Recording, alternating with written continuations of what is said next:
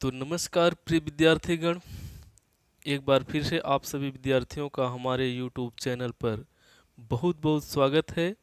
तो आज के वीडियो में हम लोग पढ़ने वाले हैं, क्या पढ़ने वाले हैं? लघु गुरु, यानी मात्राओं की गणना कैसे करते हैं, मात्राओं को गिनते कैसे हैं। जैसे कोई दोहा हो गया या कोई भी शब्द हो गया या कुछ भी हो गया, कोई भी वर्ण हो गए, आप इसको कैसे गिनेंगे, गिनना सीखेंगे इस वीडियो में। क्योंकि चाहे हाई स्कूल की परीक्षा हो, चाहे इंटरमीडिएट की परीक्षा हो, आपके एग्जाम में इससे संबंधित क्वेश्चन आते हैं। मतलब जैसे दोहा हो गया, कैसे आप पहचानेंगे? छंद में अगर कोई दोहा दे दिया या कोई भी छंद दे दिया, तो आप कैसे पहचानेंगे कि कौन सा छंद है, दोहा है कि सोरठा है कि रोला है कि क्या है? जब तक मात्रा नहीं गिन पाएंगे, नहीं नहीं बता पाएंगे। ठीक है, तो इसीलिए हम इसी को ध्यान में रखते हुए इस वीडियो को आप लोगों के सम्मुख ला रहे हैं। तो आप लोगों को ध्यान देना है, ये बहुत ध्यान देने वाली चीज़ है। अगर ध्यान देंगे, आज का ये वीडियो अगर ध्यानपूर्वक देखेंगे तो इससे संबंधित कोई भी दिक्कत नहीं आएगी, ये हमारा पूर्ण विश्वास है। तो चलते हैं, देखते हैं क्या है। तो ध्यान दीजिए, दिख रहा है पूरा सही है? ठीक, चलिए। तो देखिए, लघु और गुरु यानी मात्राओं की गणना कैसे करेंगे, इस चीज को हम लोग इसमें देखने वाले हैं। क्या देखने वाले हैं? लघु गुरु। पहले सबसे पहले जान लीजिए लघु क्या होता है, गुरु क्या होता है। तो लघु कहते हैं जिस वर्ण को या जिस मात्रा को बोलने में एक मात्रा का समय लगे, जिस वर्ण को बोलने में एक मात्रा का समय लगे, वो लघु होता है। क्या होता है? उसको लघु कहते हैं। लघु को ह्रस्व ह्रस्व भी कहा जाता है। क्या कहा जाता है? ह्रस्व। क्या कहा जाता है? लघु को ह्रस्व भी कहते हैं। ठीक है, जिसके उच्चारण में यानी जिसको बोलने में एक मात्रा का समय लगे यानी बहुत कम समय लगे, उसको कहते हैं लघु यानी ह्रस्व। ह्रस्व लघु एक होता है। ठीक है, ह्रस्व कहें चाहे लघु कहें। तो ह्रस्व जान गए होंगे आप। इसके बाद गुरु क्या होता है? गुरु देख लीजिए। तो गुरु यानी दो मात्रा, जिसके उच्चारण में दो मात्रा का समय लगता है, यानी जिसको बोलने में दो मात्रा का समय लगता है, यानी अधिक समय लगता है। लघु को यानी ह्रस्व को बोलने में कम समय लगता है, एक मात्रा का। और गुरु को बोलने के लिए, गुरु यानी दीर्घ दीर्घ को बोलने के लिए दो मात्रा का समय लगता है, यानी ज़्यादा समय लगता है। किससे ज़्यादा? लघु लघु से ज़्यादा। लघु का डबल समय गुरु में लगता है। तो अब आप समझ गए होंगे। देखिए, लघु को ह्रस्व भी कहते हैं और इसको बोलने में एक मात्रा का समय लगता है। कितने मात्रा का? एक मात्रा का। और गुरु को दीर्घ भी कहते हैं और इसको बोलने में दो मात्रा का समय लगता है। ध्यान देना। अब देख लीजिए लघु कौन कौन से होते हैं, गुरु कौन कौन से होते हैं। तो इसको भी जानना अति आवश्यक है, तो इसको भी जान लेना चाहिए। तो देखिए, स्वर में देख लेते हैं। या जैसे या तो स्वर होंगे या तो स्वरों की यही मात्रा होगी। ठीक है, जैसे स्वर हो गए, लघु कौन कौन से होते हैं यानी ह्रस्व कौन कौन से होते हैं। तो छोटी मात्राएं जितनी भी हैं सभी लघु में गिने जाते हैं, यानी ह्रस्व में गिने जाते हैं, यानी एक मात्रा गिनते हैं। तो देखिए कौन कौन से? अ, छोटी ई, छोटा ऊ, री यानी ऋषि वाला री। ठीक, ये क्या है? एक मात्रा यानी ह्रस्व। या तो ये नहीं रहेंगे तो इससे मतलब यही मात्रा होगी। अ अ की मात्रा यानी क, जैसे क हो गया, ख हो गया, ग हो गया, तो कोई मात्रा नहीं जिस पर उस पर उसको एक गिनेंगे, यानी अ समझ लीजिए है। या तो छोटी ई है तो छोटी की आ सकती है, छोटी गी आ सकती है, कुछ भी आ सकता है। जैसे व्यंजन कोई भी हो सकता है, छोटी मात्रा ई की, समझ लीजिए। समझ गए? इसके बाद ऊ है जैसे, तो जैसे कु मान लीजिए है, छोटा कु, बड़ा नहीं छोटा। ह्रस्व सभी छोटे होते हैं, छोटी मात्राएं। ठीक है, उसके बाद री की मात्रा यानी क्री जैसे हो गई या कोई और व्यंजन हो गया, ये मात्रा री की मात्रा लगी रहेगी तो एक गिनेंगे। ठीक, जो ऐसे नीचे से ऐसे लगता है, देख रहे हैं यहाँ पे। इसके बाद इसको जान लिए। अब देखते हैं गुरु कौन कौन से होते हैं। तो बड़ी मात्राएं सभी गुरु, जैसे आ, ये दो गिना जाएगा। बड़ी ई दो गिनेंगे, बड़ा ऊ दो गिनेंगे, ए दो गिनेंगे, ए दो गिनेंगे। ए दोनों मतलब ए छोटी मात्रा नहीं है, दोनों बड़ी बड़े वर्ण हैं, बड़ी मात्राएं दोनों हैं, ए दोनों। कुछ लोग ए को सोचते हैं कि छोटी मात्रा है, नहीं, बड़ी मात्रा ए भी है। इसके बाद ओ औ ए भी दो हैं, दो गिने जाएंगे। देखिए इसके इधर जितने लिखे गए हैं सभी दो मात्रा गिनेंगे, और इसके इधर जितने लिखे गए हैं सभी को एक गिनेंगे। ठीक, तो ये हो गए।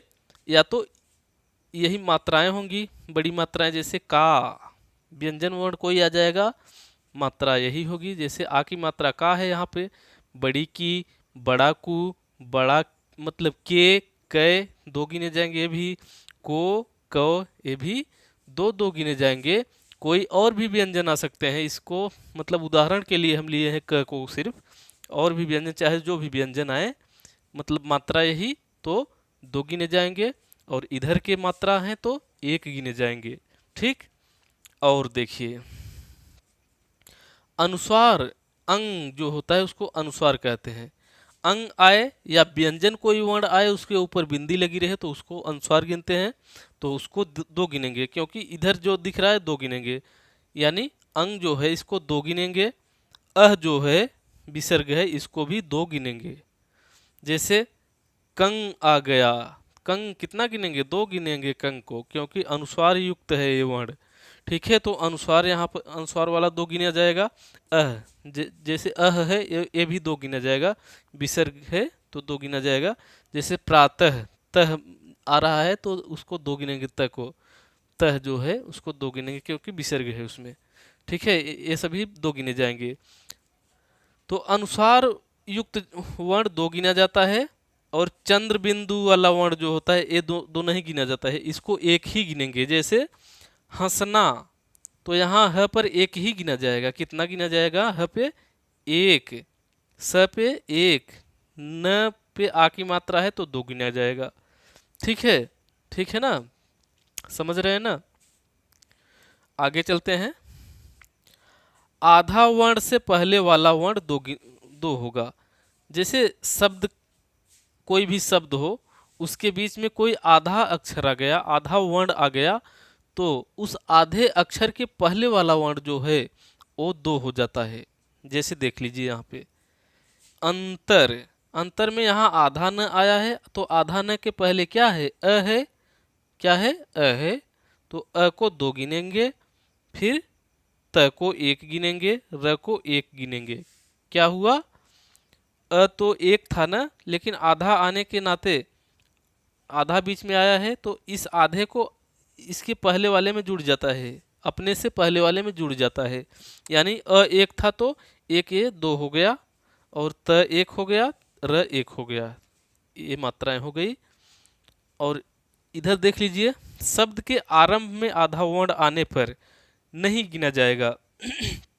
अगर शब्द के शुरुआत में, अगर शब्द के बीच में आधा वर्ण आता है, आधा अक्षर शब्द के बीच में आता है तो पहले वाले में जुड़ जाता है, लेकिन शब्द के आरंभ में अगर आ जाए तब उसकी गणना नहीं होगी। ठीक, जैसे यहाँ पर देख लीजिए त्याग लिखा गया है, तो जो है त, आधा त शब्द के पहले आ गया है, शब्द के शुरुआत में आ गया है, तो जब शुरुआत में आधा आ जाए तो उसकी गणना नहीं होती है। ठीक है, तो इस आधे तक की गिनती नहीं होगी, इसको काट देंगे, ये जो बचेगा वो उसी को गिनेंगे। तो या बचा है, या यानी दो मात्रा, ग एक मात्रा, ऐसे होता है। ठीक, हमें आशा नहीं, पूरा विश्वास है कि आप लोगों को समझ में आया होगा। तो एक उदाहरण यहाँ पर हम लिखे हैं, एक दोहा लिखे हैं, इसकी मात्रा को गिनते हैं। अब आप समझ गए होंगे तो इसी आधार पर गिन लेते हैं, देख लेते हैं। तो चलिए, ऐसी बानी बोलिए मन का आपा खोए, औरन को शीतल करे आपहु शीतल होए। तो चलिए, ऐ ए किधर है, बड़ी मात्रा है तो 2 गिनेंगे। सी मतलब बड़ी ई की मात्रा है, 2 गिनेंगे। बा यानी आ की मात्रा है, 2 गिनेंगे। नी यानी बड़ी ई, 2 गिनेंगे। फिर ओ ब पे ओ की मात्रा है, बोलिए में, 2 गिनेंगे। छोटी ली है यानी छोटी ई को 1 गिनते हैं, जो इधर है। ए की मात्रा को 2 गिनते हैं, जो कि यहाँ देख रहे हैं 2 है तो 2 गिनेंगे।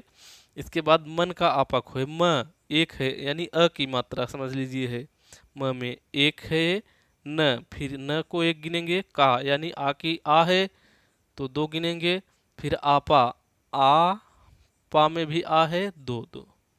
खोए यानी ओ की मात्रा 2 गिनेंगे, यहाँ यह है 1 गिनेंगे। ठीक। औ यानी 2। र 1, न 1। को यानी ओ की मात्रा 2 गिनेंगे। सी यानी बड़ी ई की मात्रा 2 गिनेंगे। त यानी अ को 1, ल यानी अ 1। फिर क में 1, करे रे ए की ए है, ए को 2 गिनेंगे क्योंकि यहाँ पर देख रहे हैं ए है। ठीक।